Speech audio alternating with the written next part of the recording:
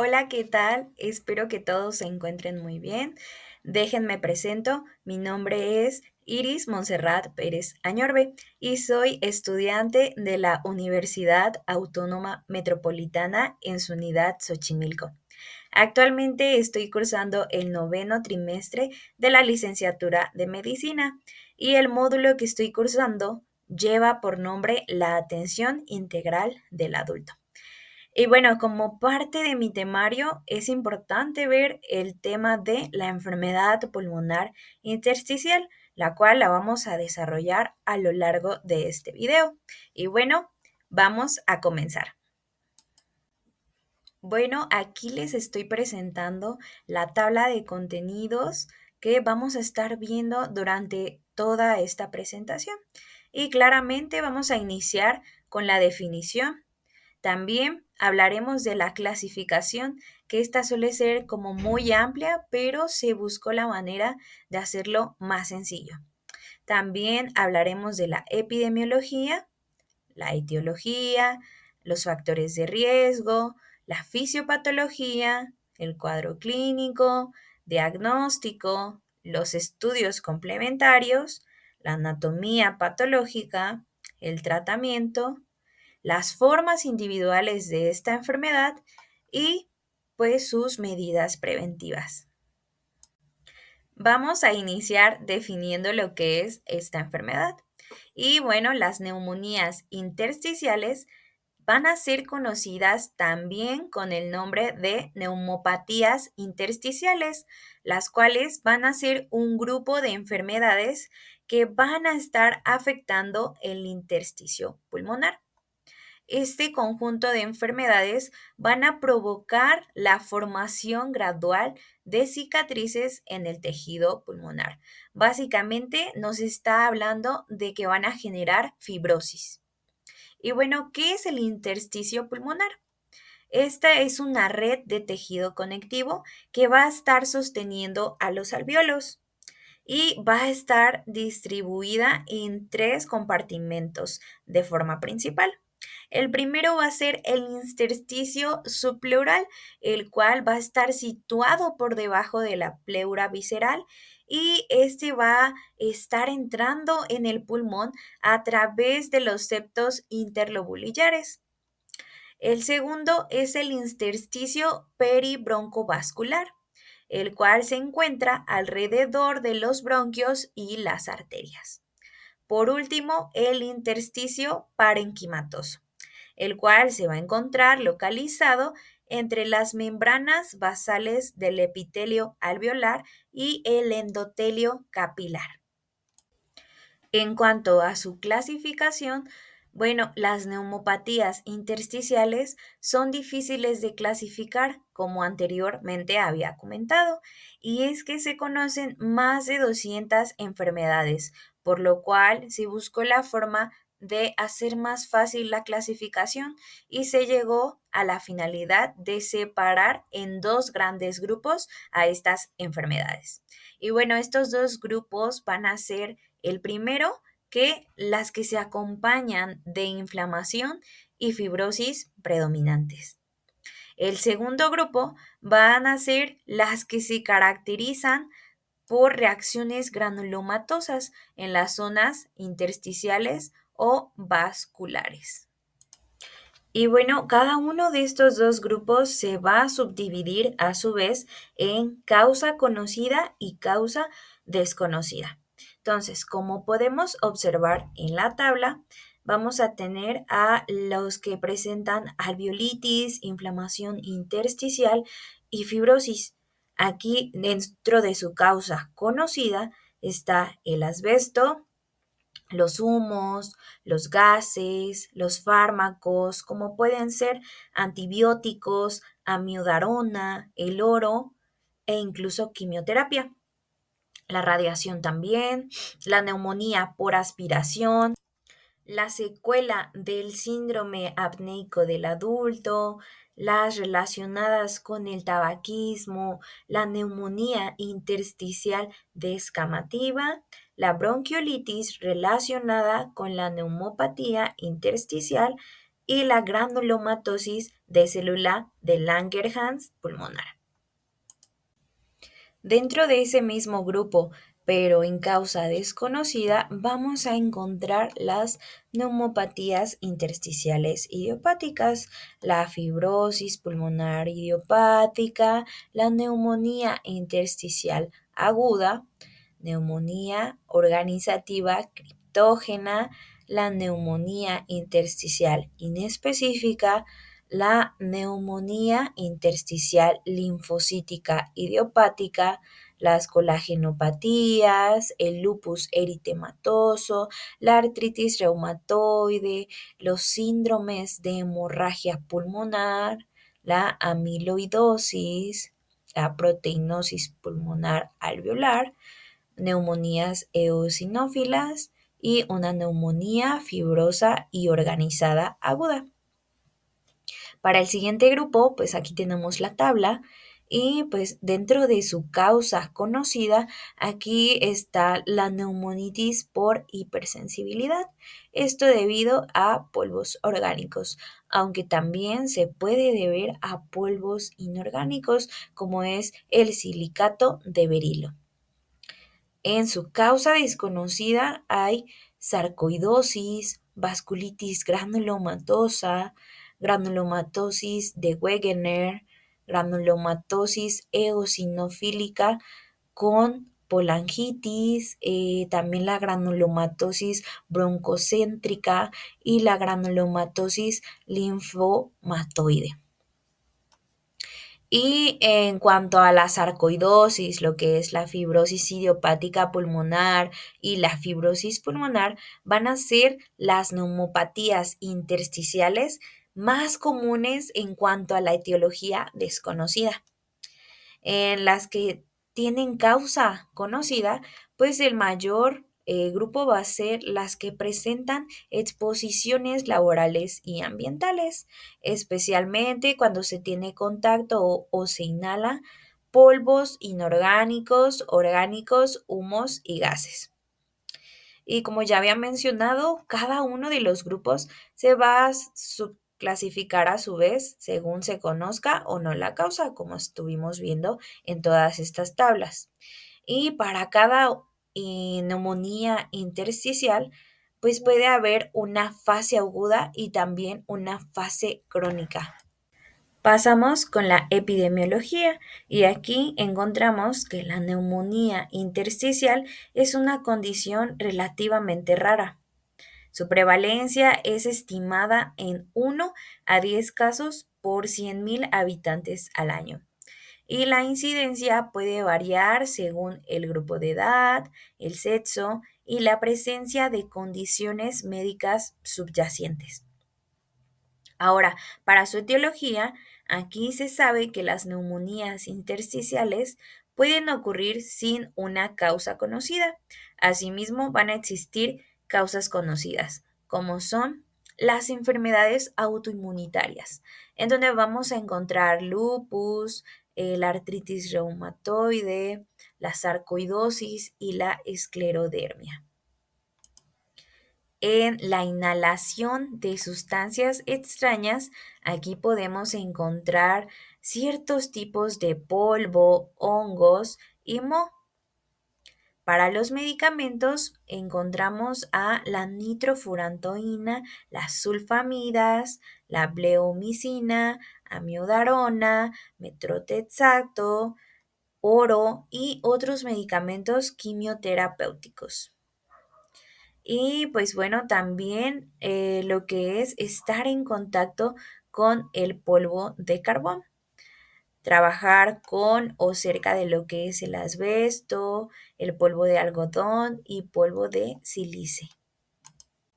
En los factores de riesgo vamos a encontrar a los grupos de mayor riesgo, los cuales van a ser los adultos mayores de 65 años, las personas que presentan diabetes, EPOC, que es enfermedad pulmonar obstructiva crónica, e insuficiencia cardíaca, es decir, que tengan una enfermedad subyacente.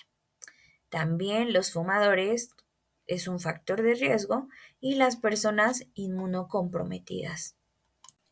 Vamos a ver un poco acerca de la anatomía del aparato respiratorio.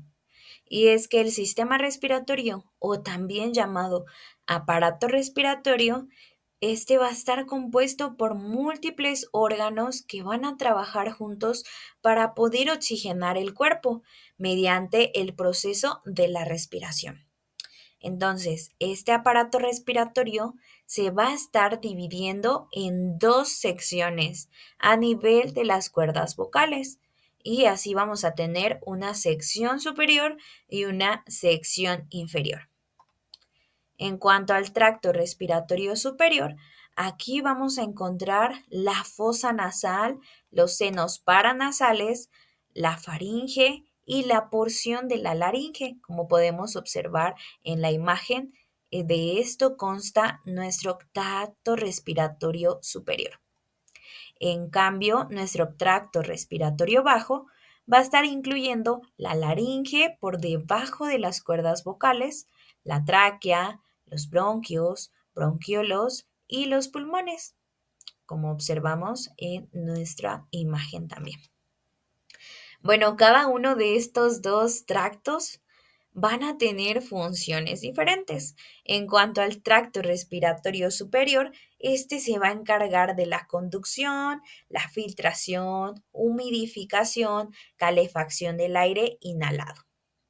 Y en cambio, el tracto respiratorio bajo o inferior se va a encargar de la conducción de aire y el intercambio gaseoso. Continuamos con que los pulmones se van a considerar normalmente parte del tracto respiratorio inferior. No obstante, algunas veces estos se van a describir como entidades independientes. Y pues los pulmones van a contener bronquios, bronquiolos y alvéolos. Como podemos ver en la imagen, va a ser una ramificación, es decir, hay un tronco común y de ahí salen dos ramificaciones que van a ser básicamente nuestros bronquios. Después de tener nuestros bronquios, también van a seguir como ramificándose para formar a los bronquiolos. Y por último, vamos a tener a estos alvéolos, que su forma característica es en racimo de uva. Entonces, pues los bronquios van a ser conductos que nos permiten el pasaje de aire hacia los pulmones y los bronquios principales derecho e izquierdo van a ser los primeros bronquios en ramificarse, como había comentado, desde la tráquea. Después de ingresar a los pulmones, los bronquios van a estar ramificándose más, en donde se van a estar convirtiendo en bronquios secundarios, que también pueden ser conocidos como bronquios lobares. Y estos se van a estar ramificando también en bronquios terciarios o segmentarios.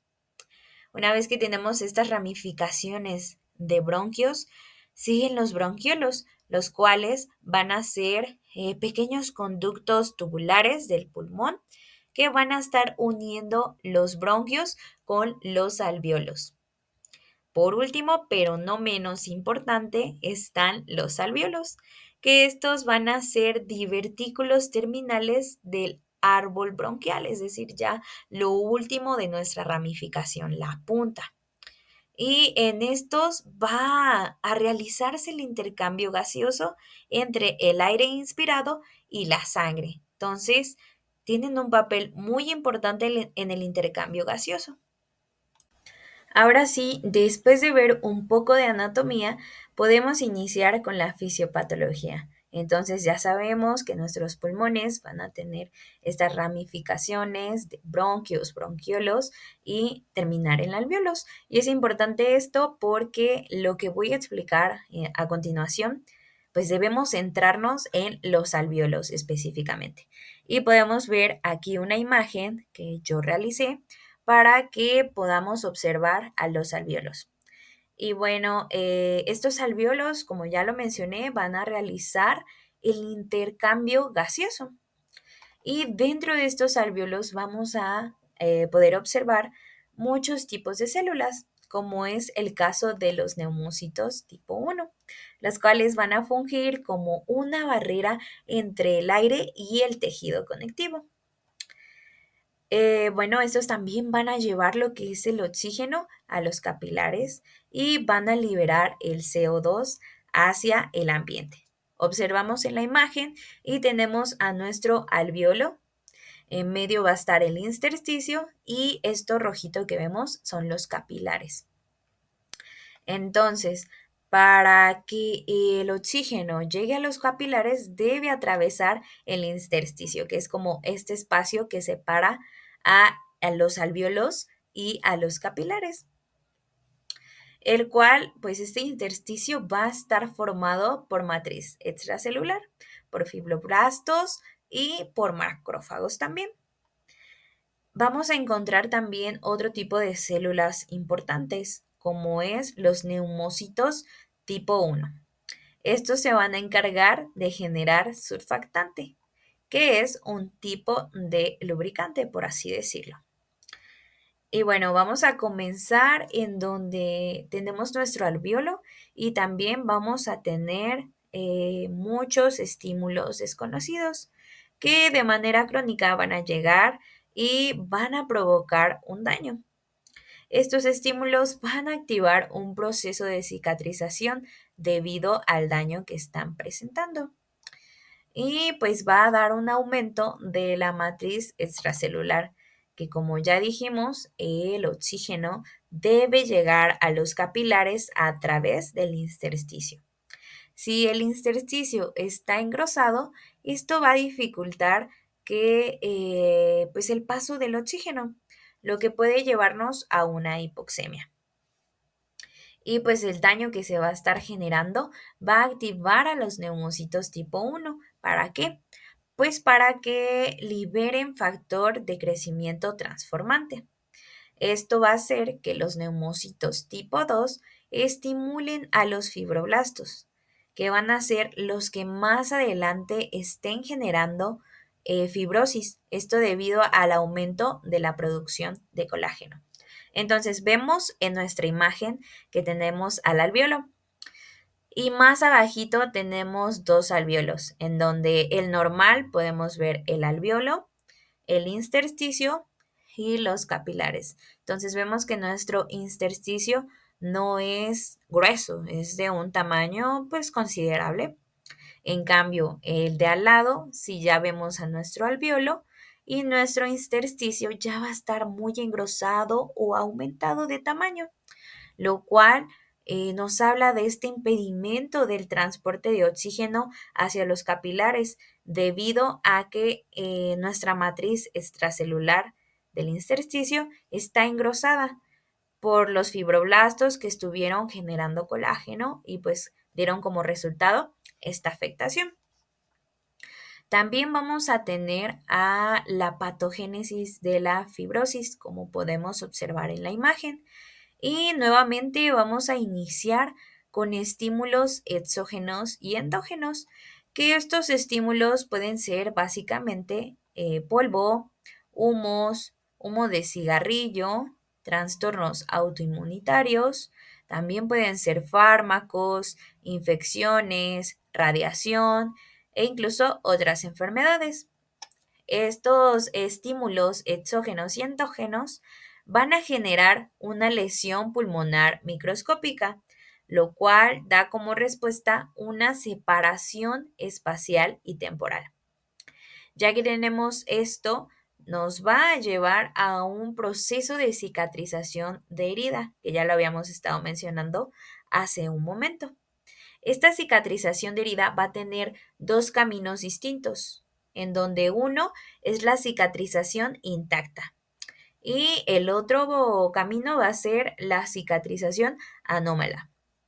En la intacta, su resultado va a ser una homeostasis pulmonar, es decir, aquí no pasó nada, hubo un daño, lo reparamos y estamos como nuevos. En cambio, el camino de la cicatrización anómala no puede decir lo mismo, porque aquí ya se generó una fibrosis pulmonar, es decir, una cicatriz debido a esta lesión. En cuanto al cuadro clínico, vamos a tener presentación aguda, subaguda y episódica. Comenzamos con la presentación aguda, la cual se va a manifestar de días a semanas y va a estar acompañando a las alergias, como pueden ser fármacos, hongos y helmintos. En la presentación subaguda vamos a poder observarla durante semanas a meses y esto va a estar presente en todas las neumopatías intersticiales. Pasamos con la presentación episódica, la cual es muy rara que se presente. ¿Esto por qué? Porque los síntomas y signos son crónicos, es decir, que se van a estar presentando durante meses e incluso años. Dentro del cuadro clínico más frecuente en estas enfermedades, vamos a encontrar la presencia de disnea, astenia y la pérdida de peso. En el cuadro clínico menos frecuente habrá sibilancias, dolor torácico, hemoptisis e incluso esputos sanguinolentos. También vamos a estar realizando una exploración física. En esta, pues los datos no suelen ser específicos y pues al realizar nuestra exploración podemos encontrar taquipnea, estertores y crepitantes. Al realizar nuestro examen, también vamos a hacer un examen cardíaco, el cual suele ser normal, pero en las fases medio o final de la enfermedad se va a estar manifestando hipertensión pulmonar y cardiopatía pulmonar. En algunos pacientes que presentan una enfermedad avanzada, incluso puede haber cianosis e hipocratismo digital, el cual este es un signo clínico que va a estar afectando principalmente los dedos de las manos y se caracteriza por una deformidad en uñas con abombamiento en vidrio de reloj. Como podemos observar en esta imagen, se ve el abombamiento de los dedos. Otra forma en la que encontré que se le puede llamar es dedos en forma de tambor. Para su diagnóstico van a ser importantes tres cosas, que es realizar una historia clínica. ¿Esto de qué nos va a servir? Bueno, podemos buscar datos como antecedentes pues heredofamiliares, también antecedentes personales que nos estén indicando el uso de ciertos fármacos o también que por su trabajo esté en contacto con ciertos polvos y nos hagan creer que pues es de importancia uno de estos antecedentes. También el conjunto de signos y síntomas que esté presentando nuestro paciente y nos haga pues sospechar de una posible neumopatía intersticial. Y otro punto es la biopsia pulmonar, la cual es un método muy eficaz para poder confirmar el diagnóstico de una neumopatía intersticial. Y bueno, la biopsia pulmonar transbronquial se va a estar realizando a través de un broncoscopio de fibra óptica, el cual pues va a llegar a las vías respiratorias. Esto con el objetivo de poder extraer muestras de tejido del pulmón. Una vez que se haya realizado esta biopsia, pero aún no se tiene un diagnóstico específico, se puede realizar una biopsia pulmonar quirúrgica. Es más, está indicado que se realice una biopsia pulmonar quirúrgica cuando no se estableció el diagnóstico con la biopsia transbronquial. Y bueno, esta biopsia pulmonar quirúrgica se va a realizar una vez que se administre anestesia general. El médico va a estar realizando una incisión a la altura del pecho y va a extirpar quirúrgicamente una porción del tejido pulmonar. Deben obtenerse biopsias de tamaño adecuado en distintos puntos. En general, estas muestras se van a estar tomando de los dos lóbulos de los pulmones. Para los estudios complementarios vamos a realizar exámenes de laboratorio, en donde algunos pacientes se pueden identificar anticuerpos antinucleares y antiinmunoglobulinas, factores reumatoides, es decir, que nos hablen de una posible enfermedad autoinmunitaria. En la radiografía de tórax, aquí se puede revelar una alteración tipo reticular bivasal. Otras veces se puede observar un llenado alveolar tipo nodular o mixto y un aumento en la trama reticular.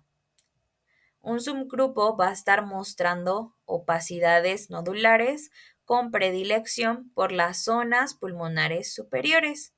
Y también vamos a encontrar el dato radiográfico de panal de abeja, que va a estar coincidiendo con los signos patológicos de espacios quísticos pequeños. Y pues aquí podemos ver la imagen que pues nuestra radiografía de tórax sí muestra esta apariencia de panal de abeja.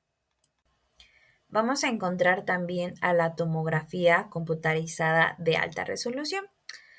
Esta va a ser mejor que la radiografía simple de tórax para la detección inmediata y la confirmación de una posible neumopatía intersticial. Esta a su vez nos va a permitir valorar mejor la magnitud y distribución de la enfermedad. También va a ser útil para estudiar a los pacientes con radiografía normal. Es decir, le realizan una radiografía al paciente y parece que no muestra ninguna alteración, que todo está en orden, pero nosotros seguimos sospechando de una posible neumopatía intersticial, quizá por los antecedentes que encontramos en nuestra historia clínica o al realizar exploración física y encontrar ciertas manifestaciones. Entonces, podemos realizar una tomografía computarizada de alta resolución pues para poder salir de esta duda y confirmar el diagnóstico. De igual manera, la tomografía computarizada es útil cuando se necesita realizar una biopsia pulmonar, ya que esta va a permitir definir el área más apropiada para poder obtener las muestras. También vamos a encontrar pruebas de la función pulmonar. Y aquí vamos a tener la espirometría y volúmenes pulmonares. La medición de la función pulmonar va a ser importante para poder valorar la magnitud del problema en los pacientes con neumopatías intersticiales. También podemos hacer uso de una gasometría arterial, la cual es una medición de la cantidad de oxígeno y el dióxido de carbono que está presente en la sangre. Este examen o prueba también nos va a ayudar a determinar el pH de la sangre. La gasometría arterial en reposo puede ser normal o revelar hipoxemia y alcalosis respiratoria. En cuanto a la hipoxemia, es un nivel bajo de oxígeno en la sangre. Y la alcalosis respiratoria va a ser una afección marcada por un nivel bajo de dióxido de carbono en la sangre debido a una respiración excesiva. La retención de dióxido de carbono es poco frecuente y suele ser una manifestación de la fase terminal de la enfermedad. También encontramos la broncoscopía de fibra óptica y lavado bronquioalveolar. Esta va a ser una técnica o procedimiento que se utiliza para recoger una muestra de tejido de los pulmones para poder analizarlo. Durante el procedimiento se va a introducir una solución salina a través del broncoscopio. Esto para poder lavar las vías respiratorias y recoger una muestra de líquido. Entonces, en ciertas enfermedades, el análisis del líquido obtenido de este lavado bronquioalveolar pues va a ser de utilidad para poder reducir las posibilidades del diagnóstico diferencial entre varios tipos de neumopatías intersticiales. Y bueno, en esta tabla vamos a encontrar la utilidad diagnóstica del lavado bronquioalveolar en neumopatías intersticiales. En el caso de la sarcoidosis, aquí habrá una linfocitosis, en donde un cociente CD4, CD8 es mayor 3.5, es muy específico en cuanto al diagnóstico. La neumonitis por hipersensibilidad, aquí habrá una linfocitosis intensa en más del 50%. La neumonía organizativa va a tener macrófagos espumosos y una disminución del cociente CD4, CD8. La neumopatía eosinófila tiene eosinófilos en más del 25%. La hemorragia alveolar difusa cuenta con macrófagos cargados de hemosiderina, eritrocitos. Hay una lesión alveolar difusa, es decir, una lesión medicamentosa, perdón. Aquí encontraremos neumocitos tipo 2 hiperplásicos atípicos. Y pues las infecciones oportunistas que nos van a dejar ver hongos, células transformadas por citomegalovirus. También en la proteinosis alveolar habrá presencia de líquido lechoso, macrófagos espumosos y material intraalveolar lipoproteináceo. También en una neumonía lipoidea, aquí habrá glóbulos de grasa en macrófagos. En neumopatía por asbesto, partículas de polvo, cuerpos ferruginosos. La lipoidosis habrá una acumulación de lipopigmento específico de macrófagos alveolares. En cuanto a la anatomía patológica, vamos a estar encontrando dos modelos histopatológicos principales, en cual el primero va a ser neumopatía granulomatosa. Aquí habrá acumulación de linfocitos T, de macrófagos y de células epitelioides.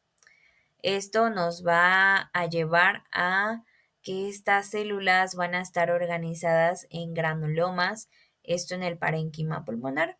Y como resultado vamos a tener lesiones granulomatosas que pueden avanzar hasta degenerar en fibrosis. El segundo modelo es una inflamación y fibrosis. Entonces vamos a comenzar con una lesión de la superficie epitelial que nos va a llevar a la inflamación en los espacios aéreos y las paredes alveolares.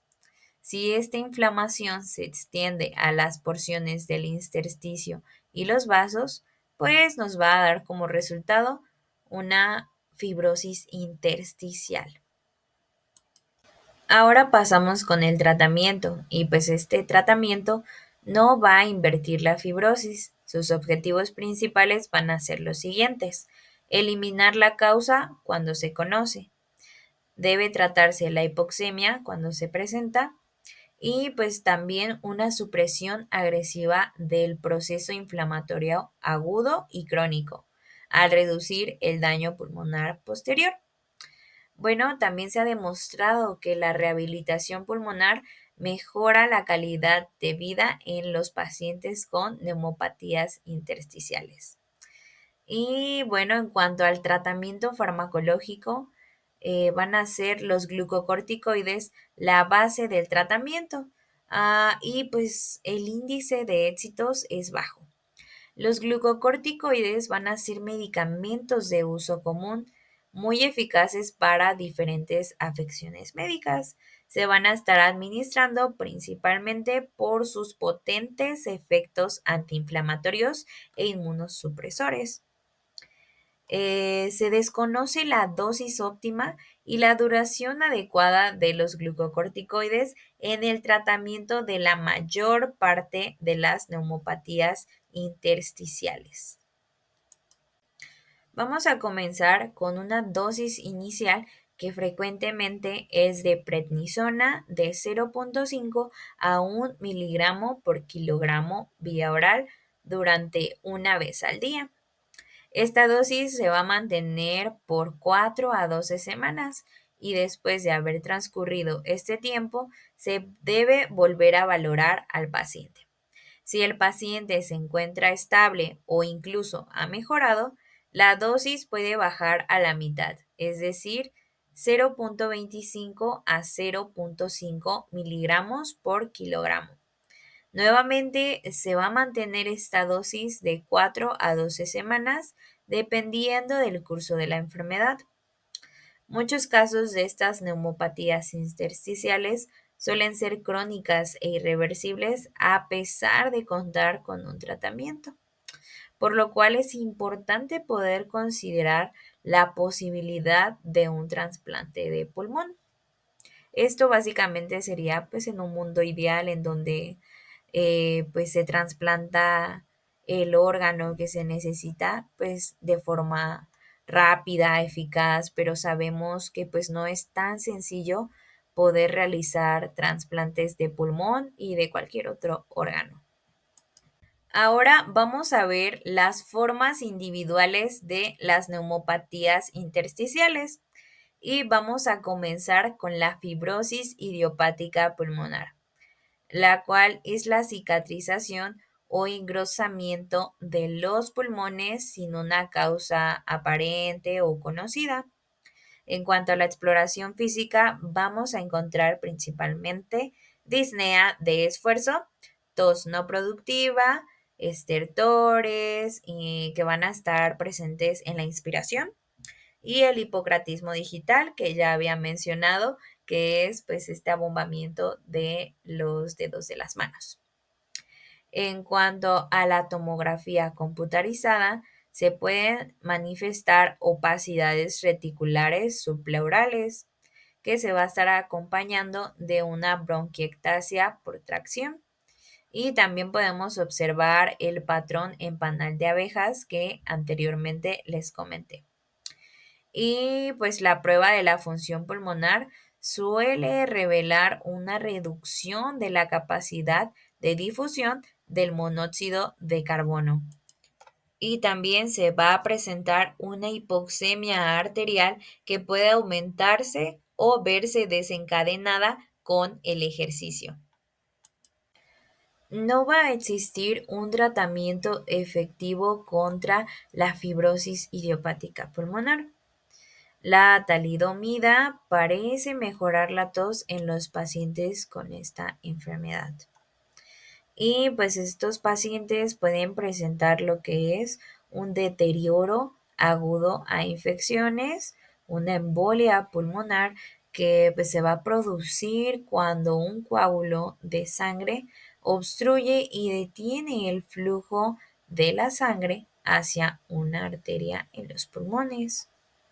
Neumotórax también, que pues es la presencia de aire en el espacio pleural que va a causar un colapso pulmonar parcial o total. También una insuficiencia cardíaca que nos dice que es una afección en la cual el corazón no bombea sangre rica en oxígeno al resto del cuerpo de forma adecuada. Y pues una cardiopatía isquémica, que es una enfermedad que se provoca por el estrechamiento de las arterias que van al corazón. Es frecuente que en estos pacientes se requiera una ventilación mecánica, la cual también se puede llamar ventilación de presión positiva. Este va a ser un procedimiento el cual busca suplir la función respiratoria del paciente o incluso le puede asistir para que pueda llevar a cabo este proceso. Es importante mencionar que los pacientes que no reciben tratamiento van a mostrar un avance progresivo de la enfermedad y van a tener una tasa de mortalidad alta. Es frecuente que se requiera ventilación mecánica, como ya había mencionado, pero no suele tener buenos resultados y hasta tres cuartas partes de los pacientes hospitalizados mueren. Continuamos con la neumonía intersticial en específica. Esta también se conoce como síndrome de Ganam-Rich, que es una forma de neumonía intersticial rápidamente progresiva. Es una forma rara que se va a estar caracterizando por presentar lesiones alveolares difusas en la biopsia pulmonar y la mayoría de los pacientes va a presentar más de 40 años. En cuanto a la tomografía computarizada, va a mostrar opacidades subpleurales bilaterales en aspecto de vidrio esmerilado, como vemos en la imagen, y pueden presentarse zonas de consolidación del espacio aéreo en placas y anormalidades reticulares. Para su tratamiento, pues la mayoría de los pacientes va a estar mostrando mejoría tras el tratamiento de glucocorticoides. Y pues también se puede hacer uso de combinación con azatioprina o micofenolato de mofetilo. Continuamos con la neumonía intersticial aguda. Esta va a ser conocida como síndrome de Hannan-Rich, la cual tiende a ser una forma de neumonía intersticial rápidamente progresiva. Esta va a ser una forma rara que se caracteriza por lesiones alveolares difusas en la biopsia pulmonar y la mayoría de los pacientes tiene más de 40 años. Esta se va a acompañar de fiebre, tos y disnea y va a ser necesario realizar una biopsia pulmonar para poder confirmar su diagnóstico. En la radiografía de tórax podemos ver opacificación bilateral y difusa del espacio aéreo. También va a mostrar zonas bilaterales, irregulares y simétricas en vidrio esmerilado. Para su tratamiento, pues la mayoría de los pacientes va a presentar hipoxemia moderada a grave y pues también pueden tener insuficiencia respiratoria y pues van a necesitar de una ventilación mecánica. En cuanto a la neumonía organizativa criptógena, aquí vamos a encontrar la presencia de gripe con tos, fiebre, malestar general, fatiga y pérdida de peso. Este va a ser un síndrome clínico patológico que va a estar afectando generalmente a las personas de 50 a 60 años de vida y pues su causa es desconocida. Al realizar el examen se van a poder auscultar estertores inspiratorios. En cuanto a la radiografía de tórax, podemos observar opacidades alveolares bilaterales, irregulares o difusas. También habrá una función pulmonar alterada con presencia de hipoxemia arterial. La biopsia de pulmón va a mostrar tejido de granulación dentro de las vías respiratorias.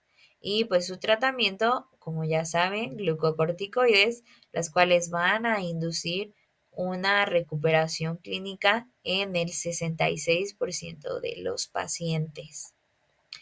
Ahora la neumonía intersticial descamativa, la cual es una entidad clínica y patológica que se va a estar observando con mayor frecuencia y de forma exclusiva en los fumadores de cigarrillos. Pues su incidencia máxima es de los 40 a los 50 años. La mayoría de los pacientes van a estar presentando disnea y tos y pues se va a estar caracterizando por la acumulación de macrófagos en los espacios intraalveolares con fibrosis intersticial mínima. Y la radiografía de tórax y la tomografía computarizada suelen revelar opacidades difusas. El signo definitorio de la neumonía intersticial descamativa va a ser la acumulación difusa de macrófagos en los espacios alveolares. Las células van a poder presentar un pigmento dorado o negro, esto debido al humo del tabaco. Y pues es importante diagnosticar como cualquiera de todas las enfermedades y pues en esta en general habrá un mejor pronóstico si se responde pues al tratamiento y también si se interrumpe el tabaquismo. Ahora la neumonía intersticial por bronquitis respiratoria, la cual se va a considerar un subgrupo de la neumonía intersticial descamativa y se va a caracterizar pues por la acumulación de macrófagos en los alvéolos peribronquiales. Se van a poder escuchar estertores a la exploración física que van a estar prolongándose durante toda la inspiración y a veces también se pueden escuchar durante la exhalación. Y pues el cuadro clínico va a ser similar al de una neumopatía intersticial descamativa, es decir, que principalmente cuentan con disnea y tos. La tomografía computarizada va a mostrar un engrosamiento de la pared bronquial con nódulos centrolobulillares, opacidades en vidrio esmerilado y enfisema con atrapamiento de aire. La enfermedad suele mostrar una resolución una vez que se deja de fumar. Pasamos con la histiocitosis pulmonar de células de Langerhans, que esta es una neumopatía difusa y poco frecuente. Se va a encontrar ligada al tabaco y afecta principalmente a los hombres de 20 a 40 años. Dentro de sus manifestaciones más comunes son la tos, la disnea, dolor torácico, pérdida de peso y fiebre. La hemoptisis y la diabetes insípida van a ser manifestaciones poco comunes y pues hablando de la hemoptisis va a consistir en la expulsión de sangre con la tos, es decir, con una expectoración y pues esta va a ser procedente de las vías aéreas inferiores. En esta enfermedad vamos a encontrar una reducción marcada de la capacidad de difusión del monóxido de carbono. También habrá una limitación del flujo de aire y menor capacidad para poder realizar el ejercicio. En cuanto al tratamiento, pues es necesario interrumpir el tabaquismo para poder pues presentar mejoría y el 10% de los pacientes va a estar muriendo por una insuficiencia respiratoria. Una neumopatía intersticial acompañada de trastornos del tejido conjuntivo. En cualquier paciente que presente una neumopatía intersticial, es necesario investigar la presencia de otros datos clínicos que puedan ser indicativos de enfermedades del tejido conjuntivo.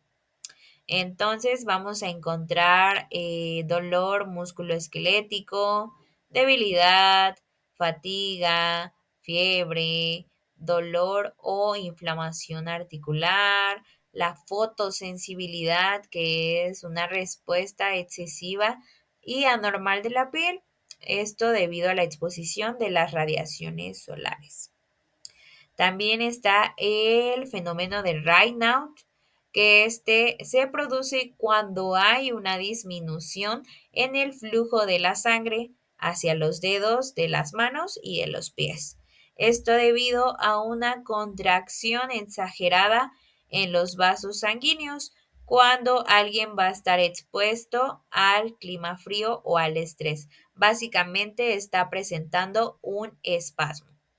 También pleuritis, que es una inflamación del revestimiento de los pulmones y el tórax, la pleura, que va a estar ocasionando, una, un dolor torácico y una dificultad para poder respirar o pues incluso tos. Y también pues que haya sequedad ocular y de la boca. En la mayor parte de los casos de enfermedades del tejido conjuntivo, Los fármacos que se van a utilizar serán glucocorticoides orales, algún otro fármaco inmunodepresor, como puede ser el micofenolato mofetilo. Ahora hablaremos de la artritis reumatoide, la cual, pues una neumopatía intersticial acompañada de artritis reumatoide es más común que se presente en los varones. Podemos encontrar irritación pleural con o sin derrame, que pues va a ser una inflamación de la pleura, lo cual provoca un dolor agudo en el pecho, que este suele empeorar al respirar. También puede haber presencia de nódulos necrobióticos con o sin cavitación. Y pues también lo que es el síndrome de Kaplan, que es una inflamación y cicatrización de los pulmones. Esta se va a presentar en personas que tengan artritis reumatoide que hayan inhalado polvo, como es el de carbón o el de sílice. Y pues su tratamiento va a ser de forma típica, es decir, el uso de glucocorticoides orales. Y pues esto debe mantener este consumo de los glucocorticoides durante 1 a 3 meses. Ahora, el lupus eritematoso diseminado. Que se presente una neumopatía es una complicación común del lupus eritematoso diseminado. La presencia de pleuritis con o sin derrame es una de las manifestaciones más frecuentes. Otras manifestaciones no tan frecuentes van a ser atelectasias, que nos habla del colapso del pulmón o de una parte del pulmón. Una neumopatía vascular, también que se presente una disfunción diafragmática con pérdida de volúmenes pulmonares, hemorragia pulmonar y una neumonía infecciosa. Entonces empezamos con una neumonitis lúpica aguda. Esto va a evolucionar en una capilaritis pulmonar, que va a ser una vasculitis de vasos pequeños restringida a los pulmones, que puede llevarnos a una hemorragia alveolar difusa con disnea, anemia y dolor torácico. Como mencionaba, su resultado va a ser hemorragia alveolar. Para su tratamiento, ya sabemos, un uso de glucocorticoides que se pueden estar combinando con un fármaco inmunomodulador, perdón. Después continuamos con este síndrome, que va a ser un trastorno autoinmunitario en el cual se van a estar destruyendo las glándulas que producen lo que son las lágrimas y la saliva. Aquí habrá sequedad general y falta de secreción de las vías respiratorias, que nos va a dar como manifestación ronquera, tos y bronquitis. Va a ser necesaria la biopsia pulmonar para poder establecer un diagnóstico preciso y concreto. Y pues ya sabemos que en tratamiento, uso de glucocorticoides y en este caso van a tener un éxito clínico. Ahora pasamos con la neumopatía intersticial farmacológica, en donde menciona que muchas van a ser las clases de fármacos que tienen potencial para poder inducir una neumopatía intersticial difusa. Aquí esta se va a estar manifestando con una disnea de esfuerzo y tos no productiva. Es necesario realizar una anamnesis detallada de los medicamentos que ha consumido el paciente. Deben incluirse también los que no necesitan receta, claramente también los que se necesitan receta, las gotas nasales oleosas y cualquier otro medicamento que pueda utilizar. La magnitud y la gravedad de la enfermedad van a ser directamente proporcionales a las dosis del medicamento.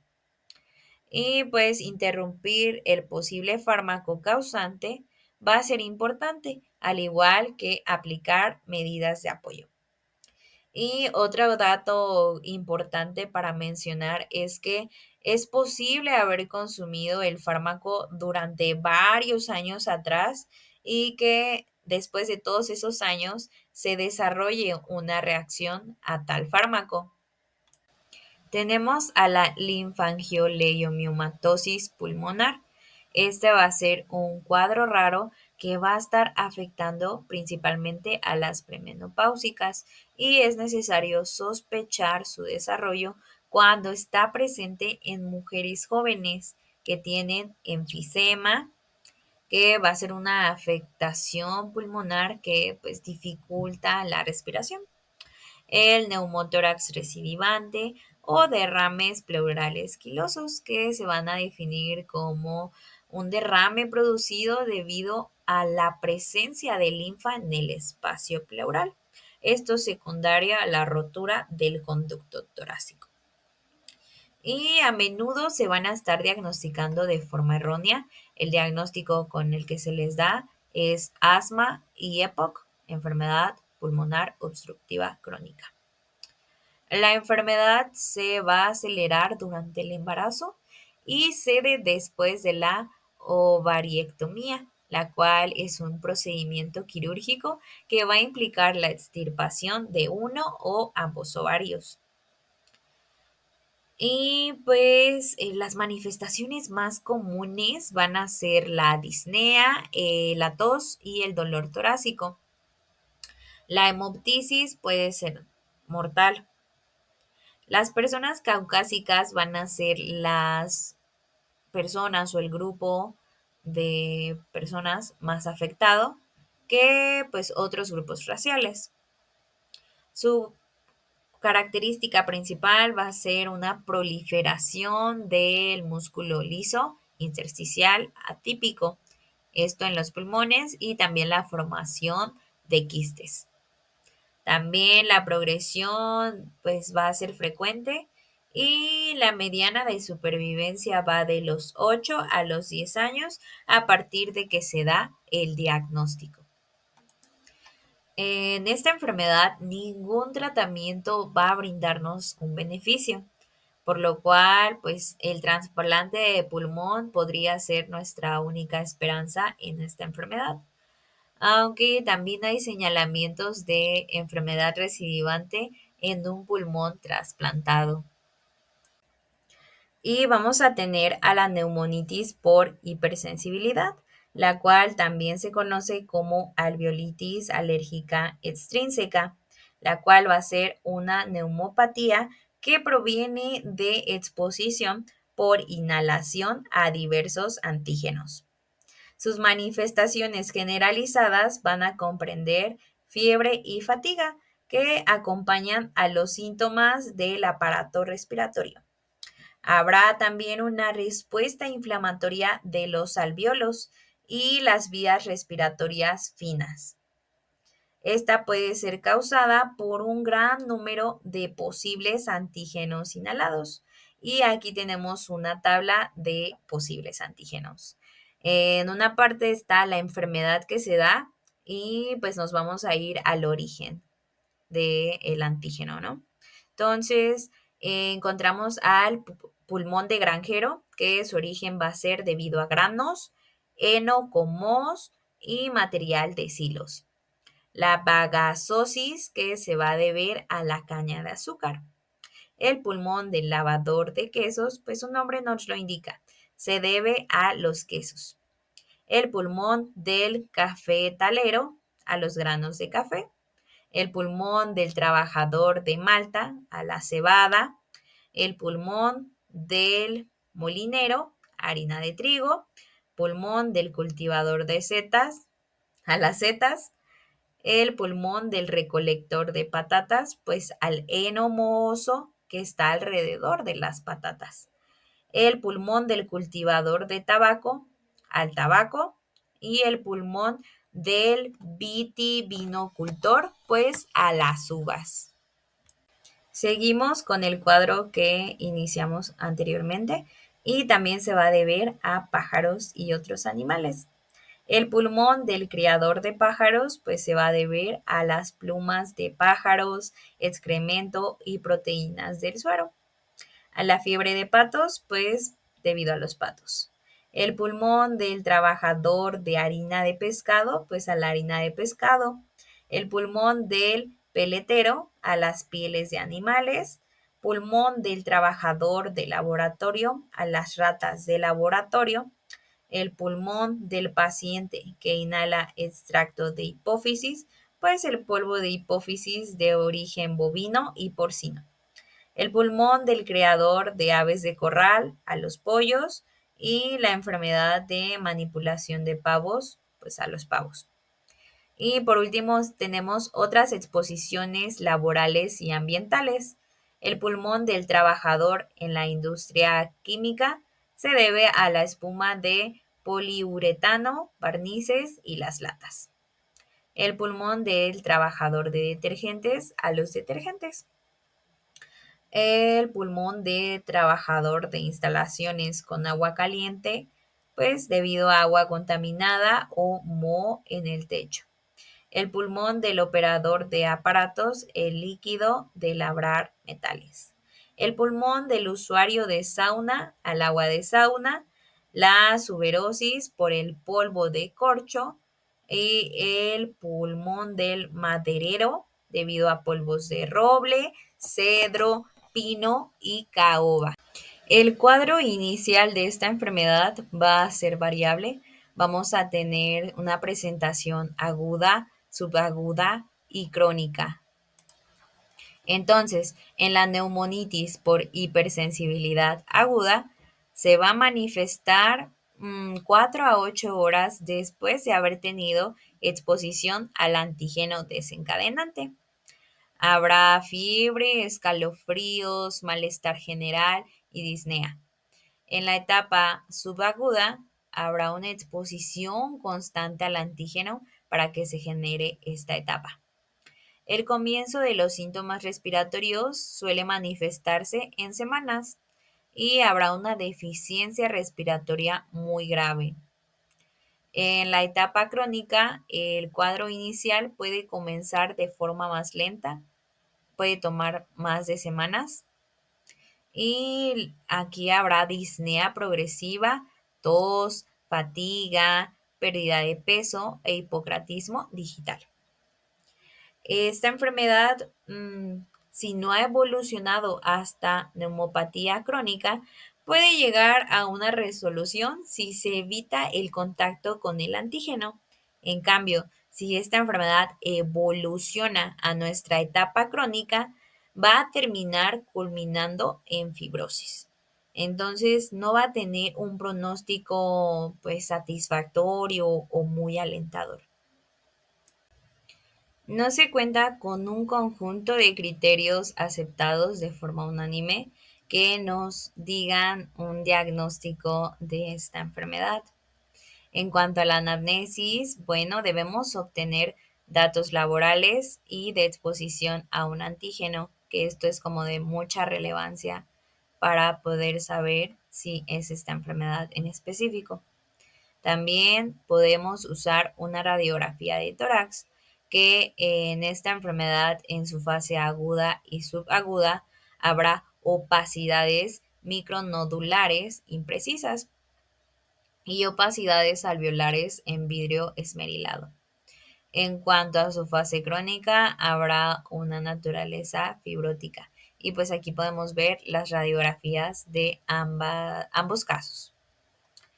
Entonces, la cuantificación de anticuerpos de tipo inmunoglobulina G contra antígenos específicos puede ser un complemento útil para nuestro diagnóstico. Sin embargo, la presencia de una respuesta inmunológica por sí sola no basta para corroborar el diagnóstico. Para su tratamiento, pues el elemento básico va a ser evitar el antígeno, por lo tanto debe modificarse el entorno. Y pues a eso nos referimos a que si trabajan teniendo contacto con este antígeno, será necesario cambiar de trabajo, de estilo de vida y de otros hábitos que nos permitan mantener alejado al paciente del antígeno desencadenante.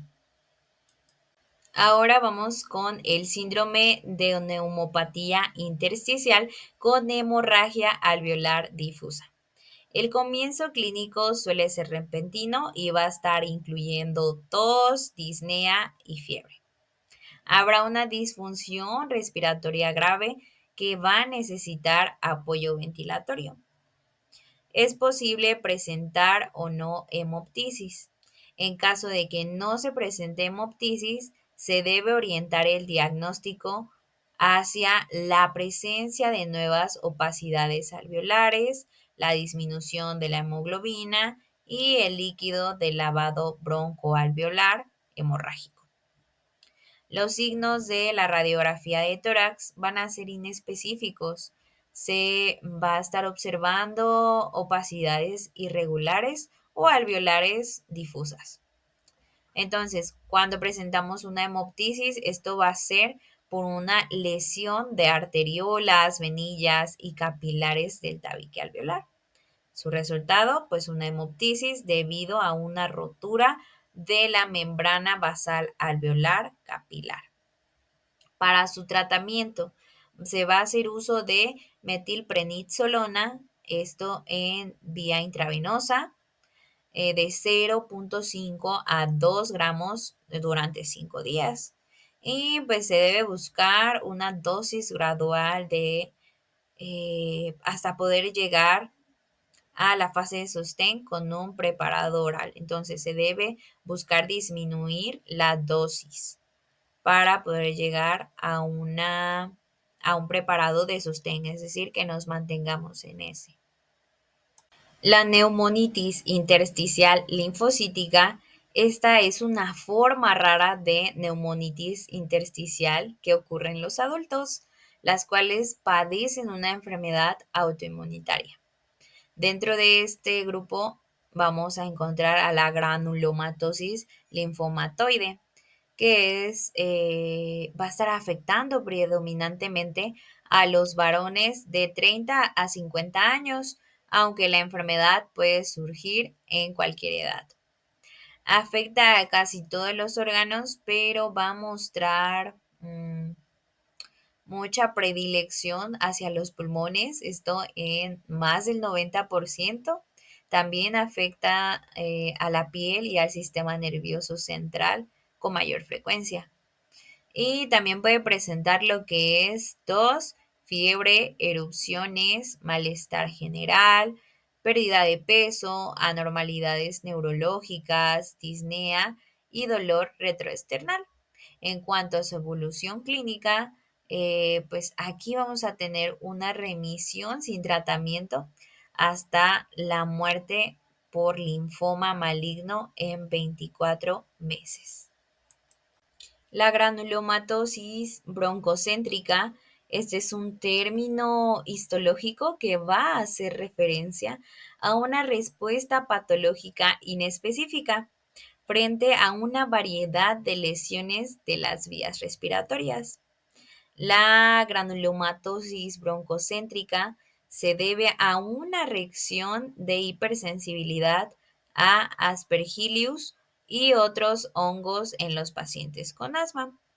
La radiografía de tórax va a mostrar lesiones nodulares irregulares o masivas con márgenes que van a estar mal definidos, van a ser unilaterales y por lo general se van a encontrar en los lóbulos superiores.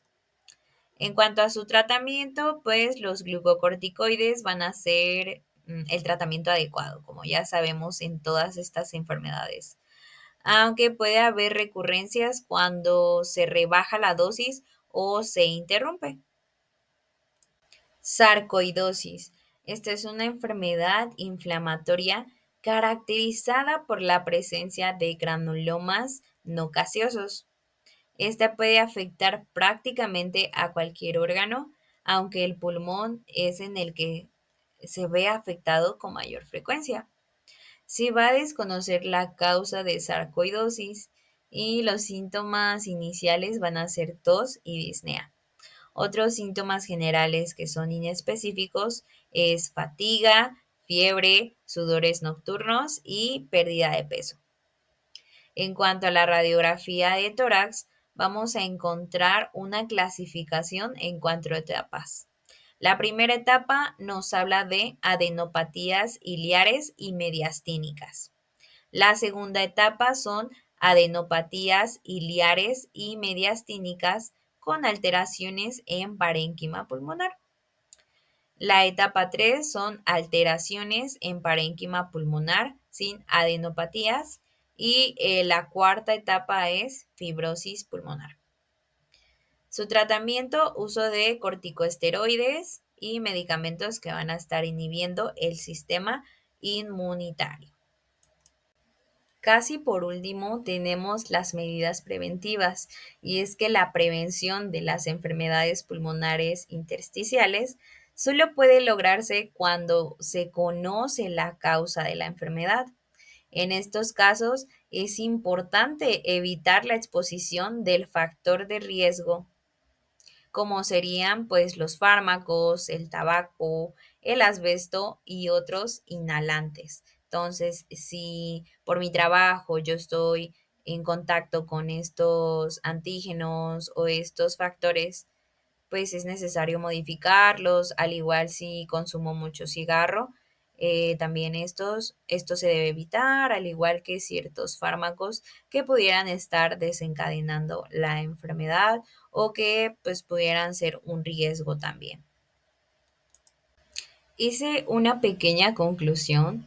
Entonces, bueno, las neumopatías intersticiales son una condición compleja que requiere un diagnóstico y tratamiento adecuado.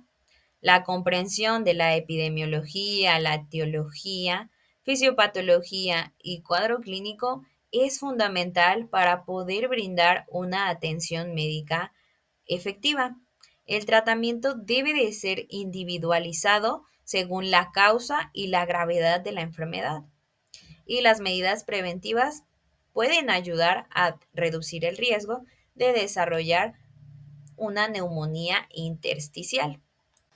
Quise incluir un caso clínico para que nos quedara claro como el abordaje que se tiene que dar en una de estas neumopatías intersticiales.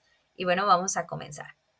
Caso clínico es un masculino de 60 años, exfumador, tabaquismo por espacio de 10 años consumiendo 10 cigarros al día, lo cual se suspendió hace 30 años, sin antecedentes heredofamiliares ni personales de importancia, sin evidencia de exposición laboral o ambiental, con excepción del tabaquismo.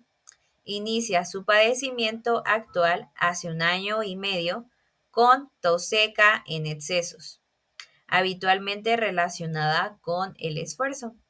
1 año antes de consultar, se agrega disnea de esfuerzo, la cual progresó de los grandes a los medianos esfuerzos, sin ortopnea. A la exploración física de tórax se auscultaron estertores crepitantes subescapulares de forma bilateral y los ruidos cardíacos rítmicos con reforzamiento del segundo ruido en foco pulmonar. Presentaba hipocratismo digital, sin cianosis y sin edemas en miembros pélvicos. Entre sus exámenes de laboratorio se destacó una biometría hemática con poliglobulia de 18.3 gramos sobre decilitros. El estudio de intercambio gaseoso mostró hipoxemia moderada con una PaO2 de 55 miligramos de mercurio, una saturación de oxígeno en reposo del 90%, una difusión de monóxido de carbono del 70% sin retención de CO2. Sus pruebas de función respiratoria revelaron capacidad vital forzada de 65%. Volumen expirado forzado al primer segundo del 75%. Relación del volumen expirado forzado al primer segundo con la capacidad vital forzada de 91%. un volumen residual de 46% y capacidad pulmonar total de 62%. El ecocardiograma mostró una fracción de eyección del ventrículo izquierdo del 68%, con una presión sistólica de la arteria pulmonar de 40 milímetros de mercurio. Y bueno, aquí vamos a ver en la figura A que estamos observando una radiografía de tórax en el paciente y se puede observar acortamiento de los campos pulmonares, trazos reticulares basales bilaterales y signos de hipertensión pulmonar. En cuanto a la imagen B, nos habla del mismo paciente, en donde se encuentran imágenes reticulares de predominio periférico, bronquiectasias de tracción y múltiples quistes subpleurales, es decir, este signo radiográfico que les mencionaba de panal de abeja. Y bueno, el factor reumatoide estuvo ligeramente elevado, 37.9, con anticuerpos antinucleares negativos. La radiografía de tórax mostró imágenes reticulares basales periféricas sin afección cardiovascular. La tomografía computarizada de alta resolución de tórax reveló imágenes basales periféricas en parches con opacidades reticulares y panal de abeja, así como bronquiectasias por tracción. La cuenta diferencial de las células inflamatorias obtenidas por lavado bronquioalveolar mostró macrófagos en 96% y linfocitos en 4%. Con el diagnóstico de probable fibrosis pulmonar idiopática, se realizó una biopsia pulmonar, la que reportó hallazgos morfológicos compatibles con neumonía intersticial usual. Con el diagnóstico confirmado de esta enfermedad, que es mm, una fibrosis pulmonar idiopática, se inició el tratamiento con prednisona, 30 miligramos por día, azatioprina, 100 miligramos al día, y N-acetilcisteína, 1800 miligramos al día, y un oxígeno suplementario de 2 litros por minuto en forma nocturna y al realizar ejercicio. La evolución durante los primeros 6 meses de seguimiento se mostró un deterioro clínico funcional de forma paulatina, con disnea de mínimos esfuerzos. En estas condiciones, el paciente presenta un súbito empeoramiento con disnea, que se hizo de reposo en una semana. Con francos datos de dificultad respiratoria caracterizado por uso de músculos accesorios, taquipnea y cianosis, a pesar del uso de oxígeno suplementario. El enfermo se rehospitaliza con disnea severa, estertores crepitantes diseminados en ambos campos pulmonares y pruebas de función pulmonar que muestran una caída en sus parámetros, con una capacidad vital forzada del 50% y una gasometría arterial con PaO2 de 40 milímetros de mercurio, la PaCO2 de 30 miligramos de mercurio y una saturación de oxígeno del 70%. En la radiografía de tórax se pudo observar un aumento de las opacidades parenquimatosas, las cuales se corroboraron por esta tomografía computarizada. El ecocardiograma de control tuvo 50 miligramos de mercurio y crecimiento de cavidades derechas sin disfunción diastólica. Y en cuanto al dímero D, tuvo valores de 400. Y bueno, vamos a tener la figura A, que es una imagen radiológica y la figura B, que es una imagen tomográfica del mismo paciente 6 meses más tarde cuando presenta un súbito y rápido empeoramiento de la disnea. Se puede observar el incremento importante de las imágenes en vidrio despulido. No se encontró el agente etiológico y el paciente fue diagnosticado como exacerbación aguda de la fibrosis pulmonar idiopática de causa desconocida.